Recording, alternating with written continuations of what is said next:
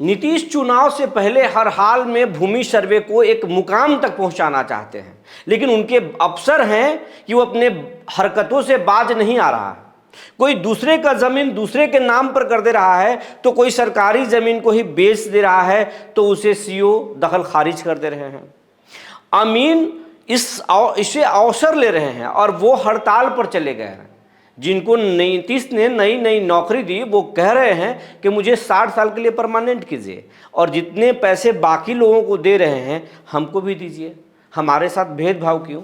तो अब नीतीश कुमार जो है शिकंजा कसना शुरू कर दिए हैं। भ्रष्ट अफसरों और भूमि माफियाओं पर नीतीश कुमार ने एक्शन शुरू कर दिया है, और इससे अफसरों में जमकर हड़कंप मचा हुआ है। और भूमि माफिया तो अब बचने के लिए रास्ते खोज रहे हैं कि बचें तो बचें कैसे, करोड़ों अरबों का नुकसान होगा, ये सब कुछ चल रहा है। लेकिन भूमि सर्वे पहले कछुए के चाल से आगे बढ़ रहा था, अब गति पकड़ रहा है। और जो हड़ताल पर थे अमीन, उनकी नौकरी भी अब धड़ाधड़ जा रही है। आज तमाम चीज़ों पर बात करेंगे। जी नमस्कार, मैं हूं विपुल कुमार और आप देख रहे हैं सूर्य बिहार डिजिटल न्यूज़। अब हम बिहार के तमाम दर्शकों से और ख़ास करके किसानों से, रैयतों से आग्रह करना चाहते हैं, ये आपका चैनल है, आपके प्यार आशीर्वाद से ये चैनल लगातार आगे बढ़ रहा है। लेकिन अब तक अगर आप इस चैनल को यूट्यूब पर सब्सक्राइब नहीं किए हैं तो सब्सक्राइब कर लीजिए, बेल आइकन को दबा लीजिए। अगर आप हमें फेसबुक पर देखते हैं तो पेज को फॉलो करना ना भूलें। सूर्य बिहार का अपना व्हाट्सएप चैनल भी है और इस खबर के डिस्क्रिप्शन में उसका लिंक दिया हुआ है, उसे आप जरूर ज्वाइन कर लीजिए। इससे फ़ायदा ये होगा कि हमारी हर खबर सबसे पहले आप तक पहुंचेगी। अगर आपको खबर अच्छा लगे तो आप लोगों तक पहुंचा सकते हैं। अब खबर आपको विस्तार से बताने जा रहे हैं। अगस्त 2024 से बिहार में भूमि सर्वे का ऐलान हुआ, नीतीश कुमार ने काम शुरू कराया। लेकिन भूमि सर्वे जैसे जैसे आगे बढ़ा, किसानों में कन्फ्यूजन होना शुरू हो गया, इसके विरोध भी होने लगे, रिश्ते दरकने लगे। भाई से बहन हिस्सा मांगने लगी तो बेटा माँ से हिस्सा मांगने लगा कि मेरे नाम पर कर दो। जमकर इसके फायदे और नुकसान भी दिखाई दिए समाज में। जगह जगह विरोध प्रदर्शन हुआ। बीजेपी को इसका सबसे बड़ा नुकसान नजर आया। लिहाजा बीजेपी के जो डिप्टी सीएम हैं सम्राट चौधरी, उन्होंने सबसे पहला बयान दिया कि हम किसानों के साथ खड़े हैं, हमारी सरकार किसानों को परेशान नहीं करेगी, हम समय बढ़ा रहे हैं। उसके बाद उस समय तत्कालीन जो भूमि राजस्व मंत्री थे दिलीप जायसवाल, जो वर्तमान में बीजेपी के प्रदेश अध्यक्ष हैं, उन्होंने भी किसानों के पक्ष में जो है स्टैंड लिया और फिर समय को बढ़ा दिया।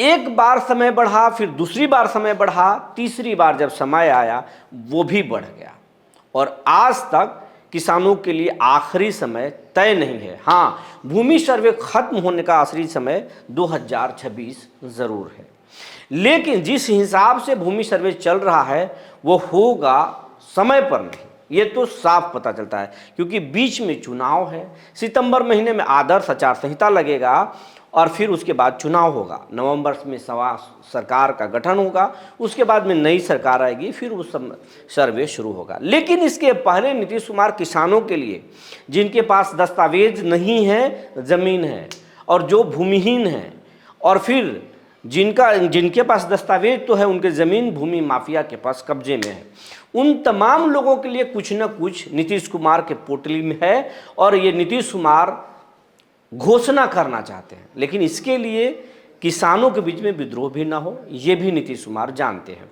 इसीलिए अमीनों की बहाली हुई थी, कानूनगों की बहाली हुई थी, हर प्रखंड में शिविर खोले गए थे। लेकिन ये भी इसको अवसर के रूप में ले लिया, और जिस तरीके से शिक्षकों ने या जिस तरीके से आशा और ममता ने सरकार को मजबूर किया, या जिस तरीके से वेतन बढ़ोतरी के लिए सरकारों के सामने आंदोलन किए जाते हैं, हड़ताल किया जाता है, ये भी कर लिए।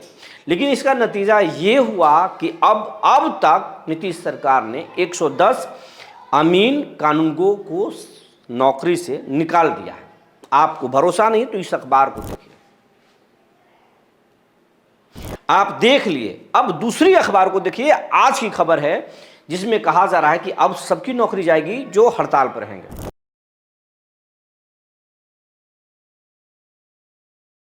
आप दोनों खबर को देख लिए। अब तो ये हड़ताल और नौकरी की बात हो गई।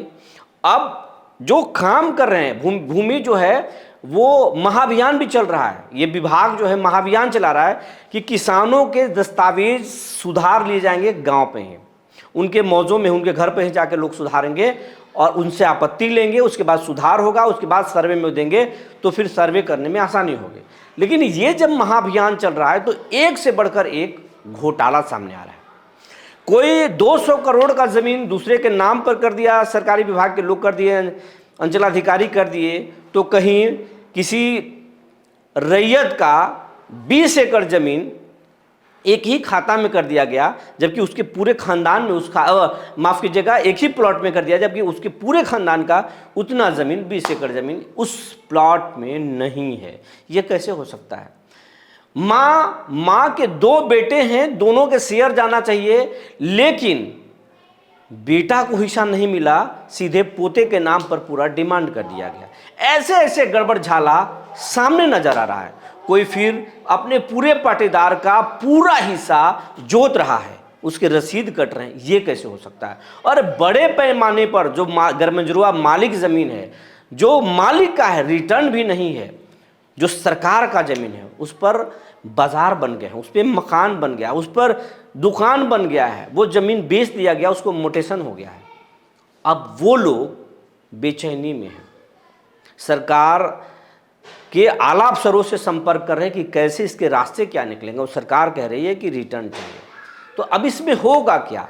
और इसके बदले इसको और बड़े पैमाने पर भूमि परिमार्जन को सुधार के लिए, जमीनों के दस्तावेजों को सुधार के लिए परिमार्जन प्लस एक पोर्टल है जिस पर आवेदन करना होता है। और बिहार के 90% किसानों का आंकड़ा जो है वो गड़बड़ किया हुआ है। सुधार जो है, सुधार अफसरों के लिए अवसर है और किसानों के लिए आपदा से कम नहीं है। वो सुधार के लिए सालों से भटक रहे हैं, सुधर नहीं रहा है। लेकिन जो पैसे दे रहे हैं, जो रिश्वत दे रहे हैं, 1 मिनट में सुधर रहा है।